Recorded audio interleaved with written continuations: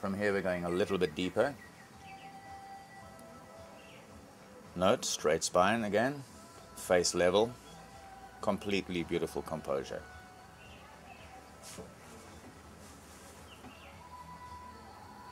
And from here again, Henry's weight is dropping through both hips into both feet.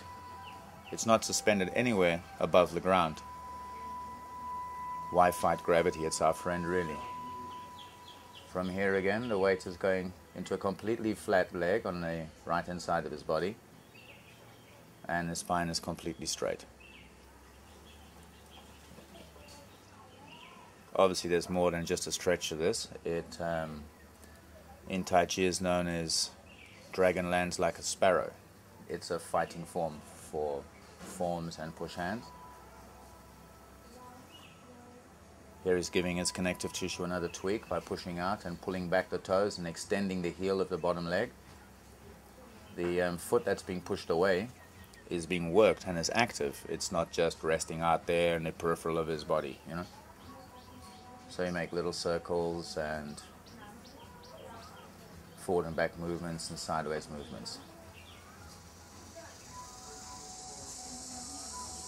Here, first of all, elongating the line from the back of the hip to the heel and through to the toes via the bottom of the foot.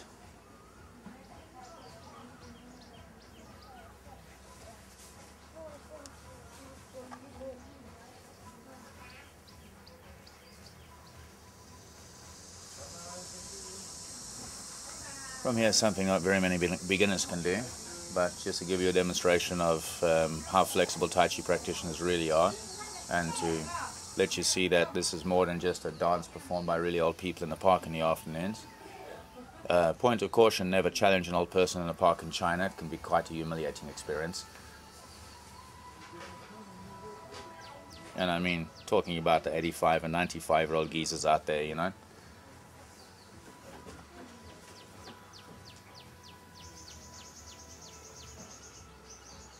Again, settling into the feet.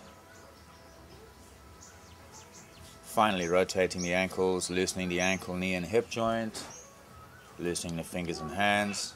This is a great exercise for dexterity and coordination. Try just this if you're getting up from your office desk one day. Just these exercises alone are really good because they stimulate the meridians that run through the ankles and the wrists, and will instantly strip away any kind of physical stress once you've learned how to do them in moments, you know.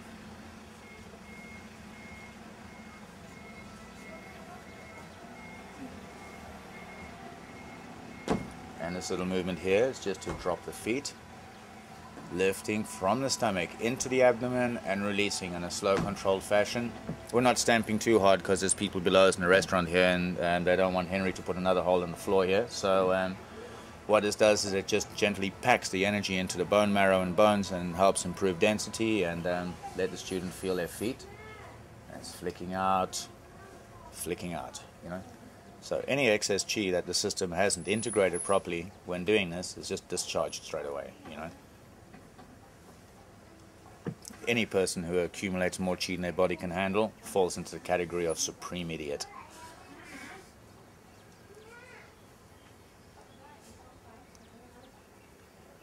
Now Henry's practicing navel rotations, and here he's introverting his awareness.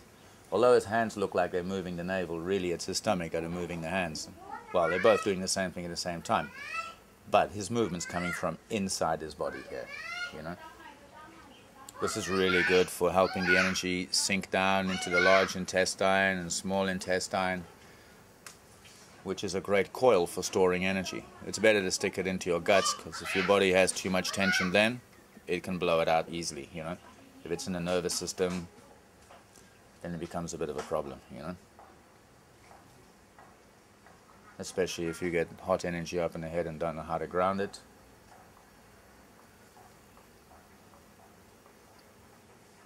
Here we do standing meditation, or wuji.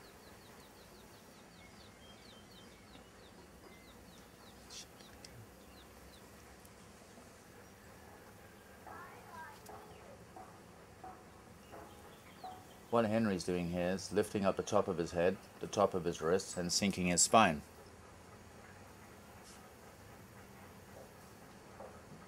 From here he's sinking Sung down to his feet and allowing pung to travel up the body and out along the outsides of his arms and back of his hands, while the energy is drawn in from the palms down to the feet as you breathe, or from the feet up into the hands. There's quite a few different variations of doing this. It's quite an advanced posture if you want to include chi breathing with it, but just standing like this for 20 minutes every morning will really kickstart your day off in a really nice way, and the body will take care of what it needs to do naturally. At the more advanced levels, we prefer to actually supervise the students' progress and make sure that if any deviations occur, the student has a teacher on hand to help them with corrective methods. From here, settling the energy back down, pressing the hands slightly forward, shaking off.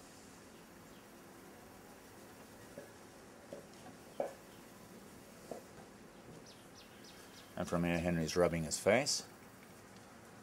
I think the rest of this is pretty much self-explanatory, so I'll stop my commentary for a few seconds.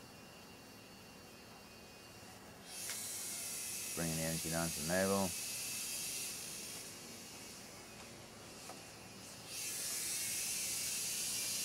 This way is settling the energy, bringing it back inside. Expansion and contraction, two opposing yet complementary dynamics that are the core of Tai Chi philosophy, or basically all of nature. Stamping it into the shins and the calf muscles, where the body can store lots more power than anywhere else. Thank you, Sifu. That concludes our small demonstration. The next one will be silk reading.